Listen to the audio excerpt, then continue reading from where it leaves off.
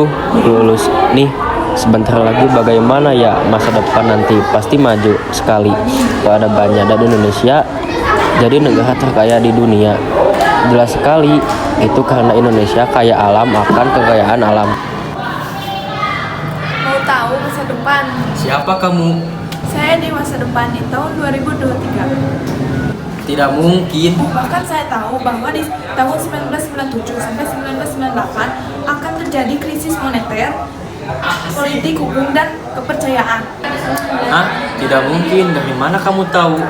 Ini tercatat dalam sejarah. Kamu mau tahu? Kita simak penjelasannya. Krisis moneter yang diawali dengan permasalahan nilai tukar mata uang diawali oleh Thailand pada awal Juli 1997 yang merupakan permukaan peristiwa yang menggoncang nilai tukar mata uang negara-negara di Asia seperti Malaysia, Filipina, Korea, dan Indonesia. Saat itu, rupiah berada di posisi nilai tukar 2.500 US, terus mengalami kemerosotan. Situasi ini mendorong Presiden Soeharto meminta bantuan dari internasional atau IMF. Persetujuan ini dilakukan pada Oktober 1997 dengan syarat pemerintah harus melakukan pembaruan kebijakan-kebijakan, terutama kebijakan ekonomi. Di antara syarat-syarat tersebut adalah penghentian subsidi dan penutupan 16 bank swasta. Tapi pemerintah tidak bisa mencari jalan keluar ini hingga menandatangani proposal reformasi IMF tanggal 15 Januari 1998. Dengan Direktur Pelaksana IMF belum selesai, masalah ini muncul keterangan sosial masyarakat pada bulan awal 1998 mengenai kerusuhan anti-Cina. Banyaknya krisis di Indonesia, apakah Presiden Soeharto masih menjabat di Indonesia?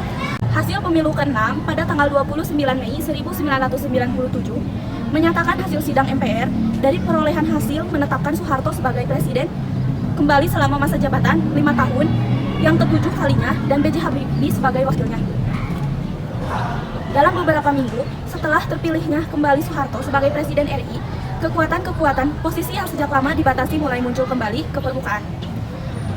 Meningkatnya kecaman terhadap Presiden terus meningkat yang ditandai dengan lahirnya gerakan mahasiswa sejak awal 1998. Garis besar bentukan mahasiswa dalam opsi-opsi di kampus berbagai kota, yaitu tuntunan penurunan harga sembako, 9 bahan pokok, penghapusan monopoli, kolusi, korupsi, dan nepotisme atau KKN.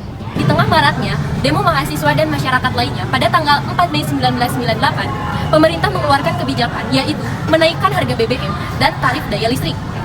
Pada tahun yang sama dan pada bulan yang sama, tanggal 9 Mei 1998, pemerintah yaitu Presiden Soeharto malah berangkat ke Kairo, Mesir untuk mengadakan konferensi G15. Mempertahankan kemurnian Pancasila. Puncak perlawanan dipicu oleh peristiwa 30 September 1965.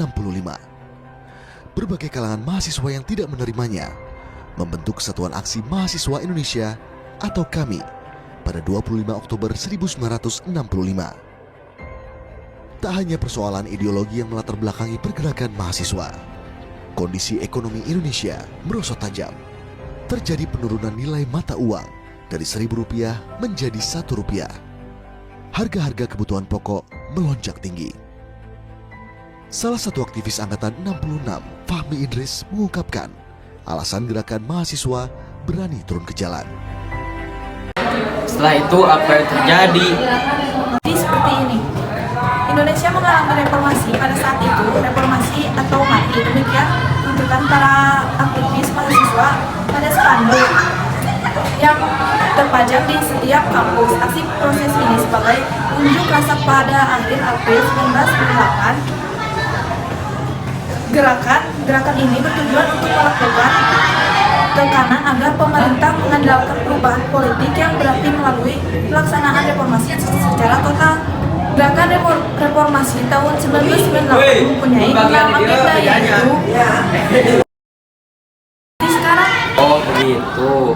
Setelah itu apa yang terjadi? Kita bahas. Masyarakat saat berangkat ke Kairo, Mesir, pemerintah sempat-sempatnya menyuruh untuk para mahasiswa dan masyarakat lainnya tenang menghadapi kenaikan BBM. Tanggal 20 Mei 1998, pada hari Jumat, DPR dan MPR terpaksa memilih presiden baru pada pukul 9 waktu Indonesia Barat. Presiden membacakan pernyataan pengunduran dirinya. reformasi tahun 1998, setelah 32 tahun menjabat, Presiden disudahkan tugasnya. Beliau mengucapkan terima kasih dan permintaan maaf. Kemudian masa era Orde Baru selama 32 tahun berakhir. Kemudian dikenalkan sebagai masa reformasi yang dipimpin oleh Presiden B.J. Habibie.